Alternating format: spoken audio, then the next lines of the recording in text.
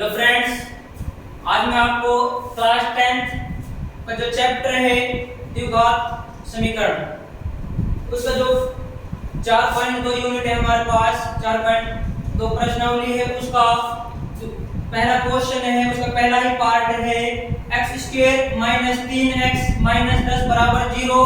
इसके हमें शून्य ज्ञात करने हैं तथा शून्य को की सत्यता की जांच भी करनी है। यानी जो हमारे पास शून्य आएंगे हमें चेक करना है कि वो शून्य सही है या गलत है, उनकी हमें जांच करके दिखानी है।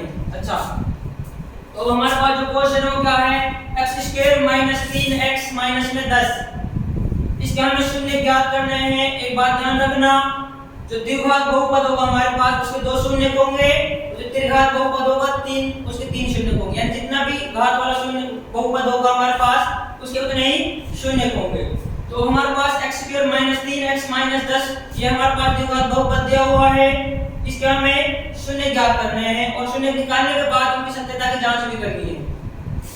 तो जब हम इनको निकालते हैं तो क्या करते हैं, हमारे पास जो बीच में x वाला पद होता है उसके हम फैक्टर करते हैं और उसके फैक्टर इस तरह करते हैं कि जो x² वाला गुणांक होता है, यानी यहाँ पर एक कुछ जहां कुछ भी नहीं रहता वहां पर एक गुणांक रहता है, क्योंकि एक की सबके साथ गुणा होती है और एक ऐसी संख्या जिसके साथ सबके साथ भाग भी होती है। तो यहाँ पर एक है तो गुणा करने पर आना चाहिए इतना। अचर भाजक और जो x² का गुणांक है उसकी गुणा करते हैं तो 1 दाएं 10 यानी -10 गुणा करने पर आना चाहिए -10 और जमा घटा करने पर आना चाहिए -3। तो हमें ऐसे फैक्टर देखने हैं। तो यहाँ पर -10 आ गया गुणा करने पर और जमा घटा करने पर आना चाहिए -3। कितना चाहिए -3। तो हम जो हमारे पास 10 आया है, इस 10 के हमें ऐसे फैक्टर करने हैं कि जो गुणा करने पर 3 हो और जमा घटा करने पर 5 हो। गुणा करने पर 10 हो और जमा घटा करने पर 5 हो। तो 10 के जब हम फैक्टर करेंगे यहाँ पर तो सबसे पहले 2 से भाग करते हैं हम, 2 पंजे 10, उसके बाद 5 से करेंगे 5 एकम 5। यानी हमारे पास जो फैक्टर बने हैं 5 और 2 ही बने हैं, इसके अलावा कोई फैक्टर नहीं है इसके। तो अब हमारे पास एक बात ध्यान रखना, जो बड़ा वाला फैक्टर होगा, हमारे पास फैक्टर बने 2 और 5, 2 और 5 फैक्टर बने हैं। तो इसमें जो बड़ा वाला फैक्टर होगा वो उसको हमेशा वो लेंगे जो x के आगे, x के गुणांक आगे जो साइन है उसका लेंगे उसको। यानी इसका आगे साइन माइनस का है तो बड़ा वाला फैक्टर माइनस का आएगा। ये 5 आएगा हमारे पास, इसको 5 माइनस का लेंगे।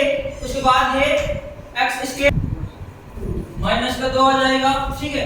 ये माइनस का 5x आ गया। उसके बाद जो यहाँ पर 2 आया हमारे पास, इसको लेंगे हम अकॉर्डिंग टू सिचुएशन। यहाँ पर हमें कितना चाहिए, 3x चाहिए। अब हमारे पास 5x माइनस का है तो 3x कब बचेगा हमारे पास, हम इसको प्लस का 2 ले। तो हमारे पास जो फैक्टर आया है 2, इसको हम कब आएगा हमारे पास -3, तो हम इसको प्लस का 2 ले। अगर माइनस का 2 ले लेंगे तो -5 और -2 -7 हो जाएंगे, लेकिन हमें चाहिए क्या, -3। इसलिए हम इसको प्लस के 2x लेंगे। उसके बाद -10 बराबर 0। उसके बाद क्या करते हैं हम, 2 के फैक्टर बन जाते हैं। यहाँ पर हमारे पास इन दोनों में जो कॉमन है, तो जो फैक्टर हमारे पास 2 के फैक्टर बन गए, इनमें हमें देखना है कि कॉमन क्या है इन दोनों में। तो इसमें और इसमें हम जब कॉमन देखेंगे तो इन दोनों में x देखिए इसमें भी है और x इसके साथ भी, 5x के साथ भी x है। तो देखिए जब इसके सामने x बाहर आ जाएगा हमारे पास, x कॉमन आ जाएगा तो अंदर क्या बचेगा हमारे पास, यहाँ पर x था हमारे पास, x² था, 1x बाहर आ गया तो हमारे पास 1x अंदर रह जाएगा। उसके बाद निशान माइनस का है तो माइनस का आएगा। उसके बाद -5 और x था हमारे पास, x तो बाहर आ गया, बचा कैसे 5 बचेगा यहाँ पर। तो यहाँ पर 5 बचा। उसके बाद ऐसा है, इन दोनों में देखना हमें इन दोनों में क्या कॉमन है, ठीक है। तो निशान तो जो यहाँ पर था, जो यहाँ पर है वही रहेगा निशान। तो यहाँ प्लस का है तो निशान प्लस का ही रहेगा। उसके बाद देखिए 2 इसमें भी है और 2 इसमें भी है, आपको नहीं दिख रहा होगा। तो अगर हम देखें तो 2 गुना 5 बराबर 10 होता है, ये 10 के फैक्टर हैं। अब देखिए तो 2 इसमें भी है, यहाँ पर 2 स्पष्ट दिख रहा हमको, ठीक है। तो यहाँ पर 2 कॉमन आ जाएगा इसमें 10 में से और 2 इसमें से बाहर आ जाएगा। यानी ये क्या है, 2 गुना x है हमारे पास, इसमें से 2 बाहर आ जाएगा, इसमें से 2 बाहर आ जाएगा। तो यहाँ पर बचेगा क्या, यहाँ पर हमारे पास सिर्फ x बच जाएगा। और उसके बाद यहाँ पर निशान माइनस का है तो निशान माइनस करेगा। अब जब यहाँ से 2 बाहर आ गया हमारे पास तो बचे क्या, इस हिसाब से हमारे पास सिर्फ 5 बचा। तो यहाँ पर आ गया 5 और बराबर 0। ठीक है। तो ये एक बात और ध्यान रखना, जो इस ब्रैकेट के अंदर आएगा कोई हमेशा इस ब्रैकेट के अंदर आएगा। अगर ब्रैकेट में दोनों ब्रैकेट में सेम संख्या आए तो आपने कहीं ना कहीं गलती कर दी है, आपको शून्य आएंगे जो डिफरेंट आएंगे, इसका मतलब वो गलत हो जाएंगे। तो उसके बाद क्या करते हैं हम, एक तो जो ब्रैकेट के अंदर आए हैं उसको ले लेंगे और एक जो बाहर बाहर जो हमारे पास कॉमन आए थे एक उन दोनों में से ले लेंगे। तो एक जो बाहर बाहर वाले में क्या हो जाएगा, x प्लस 2 बराबर 0 और एक x माइनस का 5 बराबर 0। तो एक x प्लस 2 बराबर 0 हो गया, एक x माइनस 5 बराबर 0 हो गया। तो हमारे पास x के मान निकालेंगे, अभी तो हम x की तरफ ही तो इनको बराबर से दूसरी साइड ले जाएंगे। तो x बराबर क्या हो जाएगा, प्लस का 2 है, बराबर से दूसरी साइड जाएगा तो माइनस का 2 हो जाएगा, क्योंकि जो प्लस की संख्या जाती है बराबर से दूसरी साइड वो माइनस की हो जाती है, माइनस की प्लस की हो जाती है। उसके बाद यहाँ पर क्या हमारे पास x माइनस 5 बराबर 0 है। अब माइनस के 5 जो बराबर दूसरी साइड ले जाएंगे हम, तो क्या हो जाएगा हमारे पास x बराबर प्लस का 5। तो हमारे पास जो दो फैक्टर आए हैं वो ये हो गए हैं, x बराबर माइनस का 2 और x बराबर प्लस का 5। अच्छा, उसके बाद ये तो हमारे पास इसके शून्य का है। अब हम क्या करने उसके बाद शून्य को की सत्यता की जांच भी करनी है। जो हमारे पास शून्य का है क्या ये सही है या गलत है, इसकी हमें जांच भी करनी है। तो इसके लिए हम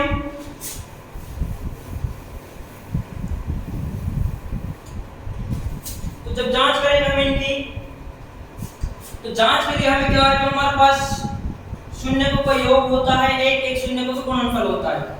तो शून्य को जो योगफल होता है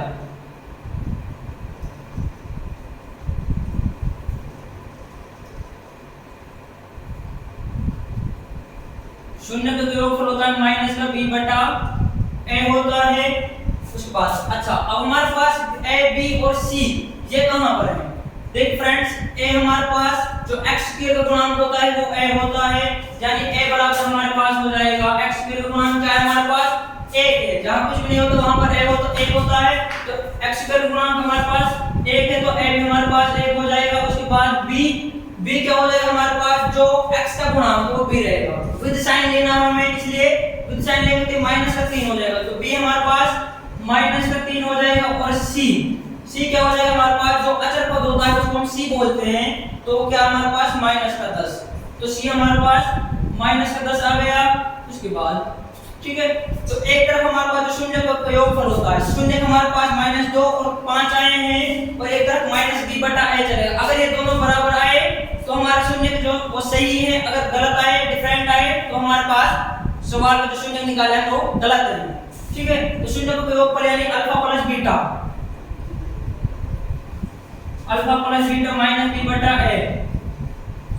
ठीक है, तो अल्फा क्या हमारे पास जो पहला होता है उसको अल्फा, दूसरे वाले को बीटा बोलते हैं। तो अल्फा क्या आ गया हमारे पास -2 प्लस में, ठीक है, योग होता है हमारे पास, योगफल को हम क्या बोलते हैं, जोड़ करना, जमा करना। तो हम जमा ही करेंगे, -2 जमा में हमारे पास 5 है और बराबर क्या है -b बटा है। माइनस का जो सूत्र है तो माइनस में है, जो सूत्र माइनस है सूत्र में ही। उसके बाद b की वैल्यू क्या हमारे पास -3, तो इसको हम ब्रैकेट में लेंगे -3 को और बटा में a कितना हमारे पास 1 है, तो 1 बटे में आ जाएगा। तो यहाँ पर देखिए 5 में से 2 गए तो यहाँ 5 प्लस का है, माइनस का 2 है, तो प्लस का 3 बन जाएगा हमारे पास। बराबर देखिए ये माइनस का है, उसके बाद ये ब्रैकेट के अंदर माइनस है, तो ब्रैकेट जब ओपन होगा खुलेगा तो माइनस माइनस प्लस का 3 हो जाएगा ये।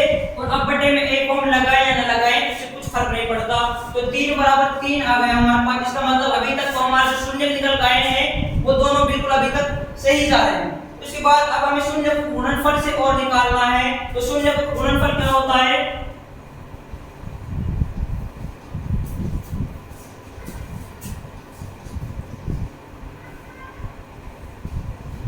शून्य का गुणनफल क्या होता है, उसका फॉर्मूला है c बटा a। तो फ्रेंड्स c भी आपके पास है और a भी आपके पास है और शून्य भी आपके पास है। तो शून्य का गुणनफल, अच्छा गुणनफल बोलते हैं गुणा करने को, कोई भी संख्या हो उनके हम जो गुणा करेंगे उसी को हम गुणनफल बोलते हैं। तो हमारे पास जो शून्य का है एक तो -2 है और एक प्लस का 5 है। तो -2 गुणा में 5 बराबर c बटा a। तो c क्या हमारे पास -10 है और a क्या है हमारे पास, a 1 है यानी 10 बटा a। उसके बाद देखिए -2 के और 5 जब हम गुणा करेंगे तो 5 दूनी 10 और प्लस माइनस -10 देखिए यहाँ माइनस का 10 है, अब बटे में 1 को लगाएं या ना लगाएं, तो -10 बराबर आ गया -10। इसका मतलब जो हमारे पास जो शून्य आए हैं वो बिल्कुल सही है, क्योंकि हमने सत्यता की जांच करके जब देखी हमने कि वो सही है या गलत है, तो इससे हमारे पास शून्य का योगफल आता है वो दोनों को बराबर आ गया, शून्य का जो गुणनफल होता है वो भी दोनों का बराबर आ गया। तो यही था आपसे पहला सवाल 4.2 यूनिट थी आपको 10th क्लास में। तो आशा करता हूं आपको ये सवाल समझ में आया होगा, और अगर सवाल समझ में आया तो वीडियो को लाइक कीजिए, चैनल को सब्सक्राइब कीजिए। Thank you.